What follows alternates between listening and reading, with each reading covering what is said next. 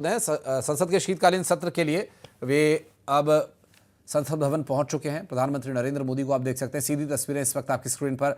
आज से शीतकालीन सत्र की शुरुआत हो रही है और आज चूंकि पहला दिन है संसद के शीतकालीन सत्र का, प्रधानमंत्री नरेंद्र मोदी मीडिया को एड्रेस करेंगे। क्या कुछ कहते हैं प्रधानमंत्री नरेंद्र मोदी, आइए सुनवाते हैं आपको।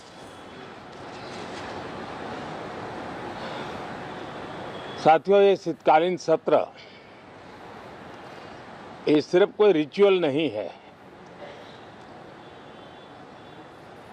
राष्ट्र को प्रगति की ओर तेज गति से ले जाने के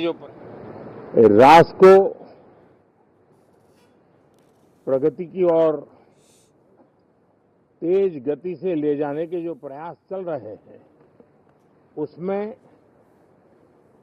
ऊर्जा भरने का काम ये शीतकालीन सत्र भी करेगा, ऐसा मेरा पूरा विश्वास है। भारत ने लोकतंत्र को जिया है, लोकतंत्र के उमंग और उत्साह को समय समय पर ऐसे प्रकट किया है कि लोकतंत्र के प्रति विश्वास और मजबूत होता रहता है। गत दिनों बिहार में जो चुनाव हुए, उसमें भी मतदान के जो विक्रम हुआ है, वो लोकतंत्र की सबसे बड़ी ताकत है। माताओं बहनों की जो भागीदारी बढ़ रही है, ये अपने आप में एक नई आशा, नया विश्वास पैदा करती है।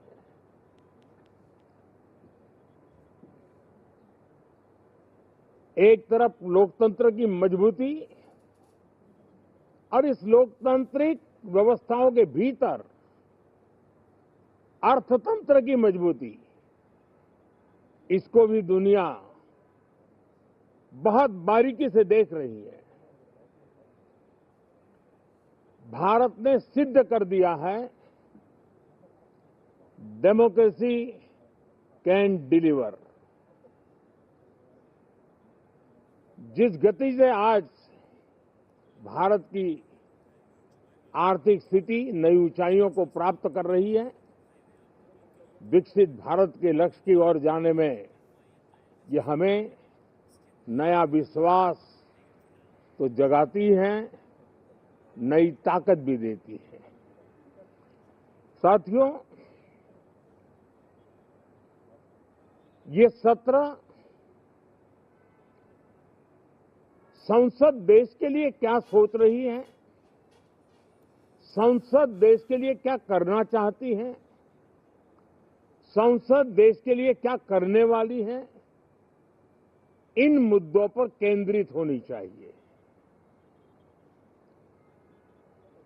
विपक्ष भी अपना दायित्व निभाएं, चर्चा में ऐसे मुद्दे उठाएं, मजबूत मुद्दे उठाएं, पराजय के निराशा में से बाहर निकल करके आए। और दुर्भाग्य है कि एक आध दो दल तो ऐसे हैं कि वो पराजय भी नहीं पचा पाते। और मैं सोच रहा था बिहार के नतीजे इतना समय हो गया है तो अब थोड़ा संभल गए होंगे, लेकिन कल जो मैं बयानबाजी सुन रहा हूं उनकी, तो उसे लगता है कि पराजय ने उनको परेशान करके रखा है। लेकिन मेरा सभी दलों से आग्रह है कि शीतकालीन सत्र में पराजय की बौखलाहट का वो मैदान नहीं बनना चाहिए। और ये शीतकालीन सत्र विजय के अहंकार में भी परिवर्तित नहीं होना चाहिए। बहुत ही संतुलित तरीके से, जिम्मेवारी के साथ, जनप्रतिनिधि के रूप में देश की जनता का हमें दायित्व दिया है और हमसे जो अपेक्षाएं हैं, उसको संभालते हुए हम आगे के लिए सोचें, जो है उसको कैसे अच्छा कर सके। अगर बुरा होता है तो उसमें सटीक टिप्पणी कैसे कर सके, ताकि देश के नागरिकों का भी ज्ञानवर्धन हो। ये मेहनत का काम जरूर है, लेकिन देश के लिए करना चाहिए। और मैं आशा करता हूं, मेरी एक सबसे बड़ी चिंता रही है पिछले कई लंबे समय से, सदन में जो पहली बार चुन करके आए हैं या जो छोटी आयु के हैं, वैसे सभी दलों के सभी सांसद बहुत परेशान हैं, बहुत दुखी हैं। उन्हें अपने सामर्थ्य का परिचय कराने का अवसर नहीं मिल रहा है, अपने क्षेत्र की समस्याओं की बात बताने का अवसर नहीं दिया जा रहा है। राष्ट्र के विकास की यात्रा में भागीदार बनने के लिए वो अपनी कुछ बात बताना चाहते हैं, उस पर भी रोक लगा दी जा रही है। कोई भी दल हो, हमें किसी को भी हमारी ये नई पीढ़ी के आ रहे नौजवान सांसद, पहली बार आए हुए सांसद, उनको अवसर देना चाहिए। उनके अनुभवों का हमें सदन को लाभ मिलना चाहिए। इस नई पीढ़ी के अनुभव सदन के माध्यम से राष्ट्र को भी लाभान्वित करेंगे। और इसलिए मेरा आग्रह रहेगा कि हम इन चीजों को गंभीरता से लें। ड्रामा करने के लिए जगह बहुत होती है, जिसको करना है करते रहें। यहां ड्रामा नहीं, डिलीवरी होनी चाहिए।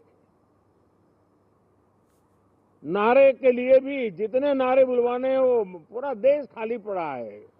जहां पराजित होकर के आए वहां बोल चुके हो, जहां अभी पराजय के लिए जाने वाले हो वहां भी बोल दीजिए।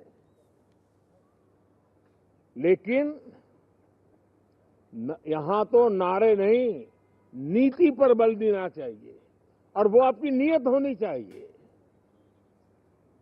साथियों, हो सकता है राजनीति में नेगेटिविटी कुछ काम आती होगी, लेकिन अल्टीमेटली नेशन बिल्डिंग के लिए कुछ सकारात्मक सोच भी होनी चाहिए।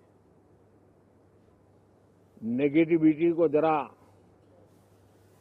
अपनी मर्यादाओं में रख करके नेशन बिल्डिंग की तरफ ध्यान दें, ये मेरी अपेक्षा रहेगी। साथियों, ये शीतकालीन सत्र एक और कारण से भी महत्वपूर्ण है। हमारे नए माननीय सभापति जी आज से हमारे उच्च सदन का मार्गदर्शन उनका शुरू हो रहा है। मैं उनको शुभकामनाएं देता हूं। साथियों, जीएसटी रिफॉर्म्स एक नेक्स्ट जनरेशन रिफॉर्म्स के लिए देशवासियों के मन में एक श्रद्धा का वातावरण पैदा किया है। इस सत्र में भी उस दिशा में बहुत सारे काम होने वाले हैं।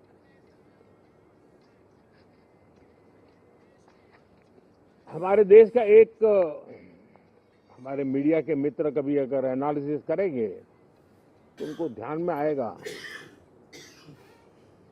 कि पिछले कुछ समय से हमारे सदन को